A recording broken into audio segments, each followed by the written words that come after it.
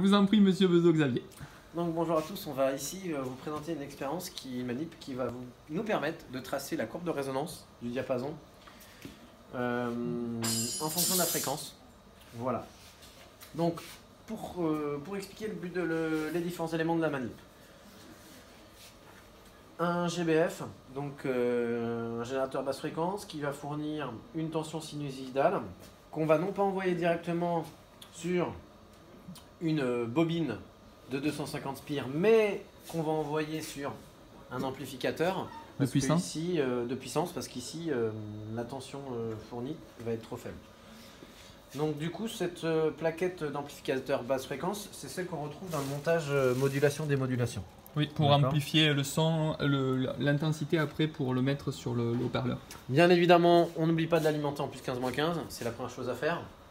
Voilà, donc le GBF qui est connecté à l'amplificateur basse fréquence, qui est du coup lui-même connecté à une bobine de 250 spires. On a essayé avec 500 et 1000 et en fait, moins le nombre de spires est faible, mieux on entend le phénomène. On en fait ? Oui. On fait une vidéo justement pour l'expliquer. Okay. Du coup, en fait, le fait de générer une tension, donc un courant dans la bobine, va générer un champ magnétique. Et en fait, comme ici le diapason est constitué de fer, le fer va être attiré par la force magnétique.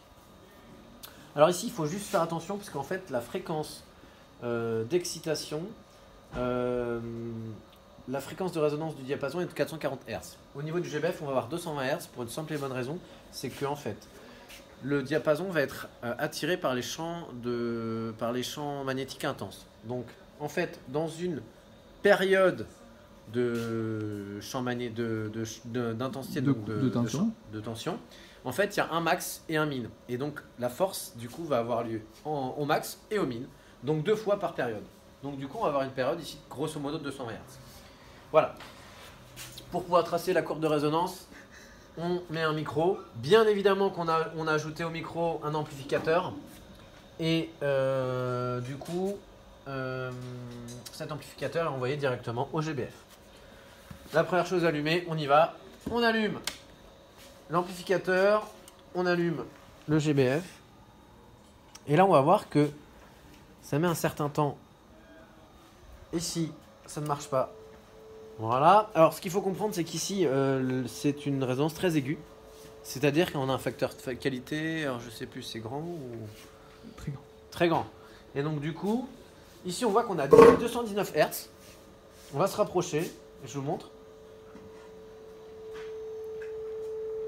Et on va avoir un pic, même très fort, hein, vers 219,65. Voilà, et on peut le voir au niveau du GBF. Donc tu bouges pas, Cédric, je vais redescendre. On va le voir au niveau du GBF. Voilà. Voilà, là je suis à 218.